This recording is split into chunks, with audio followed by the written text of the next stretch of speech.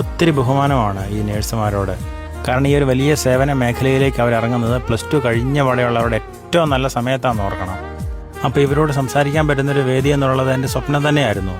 അങ്ങനെ ഇവരോട് സംസാരിക്കാൻ പറ്റുന്ന മാത്രമല്ല, ഒരു ദിവസം മുഴുവനായിട്ട് ഇവരെ ഒന്ന് അടുത്തറിയാനുള്ള വലിയൊരു അവസരം കൂടെ കിട്ടി. അതെ, ഏതൊരു കാര്യത്തെ അടുത്തറിയുമ്പോഴാണല്ലോ നമുക്ക് കൂടുതൽ ബഹുമാനവും ആദരവും തോന്നുന്നത്. എത്രയാന്ന് പറഞ്ഞാലും ഉണ്ടല്ലോ, ഒരു സേവന മനോഭാവം ഇല്ലെങ്കിൽ ഈ ഒരു മേഖലയിൽ പിടിച്ചു നിൽക്കാൻ പറ്റുമെന്ന് ഞാൻ വിചാരിക്കുന്നില്ല. ഞാൻ ഈ കാണിച്ചുകൊണ്ടിരിക്കുന്ന വിഷ്വൽസ് മംഗലാപുരത്തുള്ള നഴ്സിംഗ് കോളേജാണ്. അവിടെ പഠിക്കുന്നതിൽ ഒരു 80% മലയാളികളാട്ടോ. എല്ലായിടത്തും അവരുടെ അച്ചടക്കം ഇങ്ങനെ വിളങ്ങി നിന്നെന്ന് പറയാം. നമ്മുടെ ഒറ്റ സുഹൃത്തുക്കളായ ജോസഫും തോമസും വഴിയാണ് ഞാൻ അവിടെ എത്തിപ്പെട്ടെ. ഞാൻ ഇതിനു മുമ്പ് ഇവരുടെ എഡ്യൂക്കേഷൻ കൺസൾട്ടൻസിയുടെ ഒരു വീഡിയോ ചെയ്തായിരുന്നേ. അപ്പോൾ ഇവരുടെ കാര്യങ്ങളൊക്കെ ഒന്ന് അടുത്തറിയണമെന്നുള്ള എൻ്റെ ഒരു ആഗ്രഹം തന്നെയായിരുന്നേ. ഞാൻ അവരുടെ ഒപ്പം 3-4 ക്യാമ്പസ് അവിടെ വിസിറ്റ് ചെയ്തു. കൂടുതലും ട്രാവൽ ചെയ്ത് ശ്രീനിവാസിലൂടെ തന്നെയായിരുന്നു.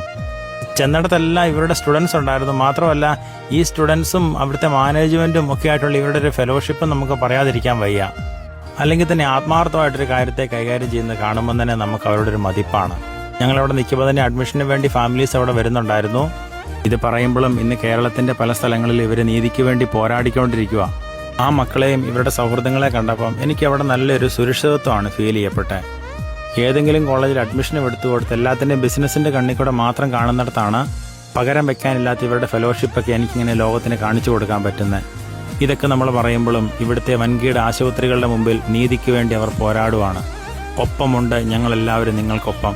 ക്യാമ്പസ് ഇഷ്ടപ്പെട്ടു, സന്തോഷത്തോടെ അവിടെ ജീവിക്കുന്ന മക്കളെ ഇഷ്ടപ്പെട്ടു. അതോടൊപ്പം ഉത്തരവാദിത്തോടെ കാര്യങ്ങളെ ചെയ്യുന്ന എഡ്യു ആൽഫ ഇന്റർനാഷണലിനെയും ജോസഫിനെയും തോമസിനെയും. സന്തോഷത്തോടെ ഇരിക്കട്ടെ ഇടങ്ങൾ. ദൈവം അനുഗ്രഹിക്കട്ടെ.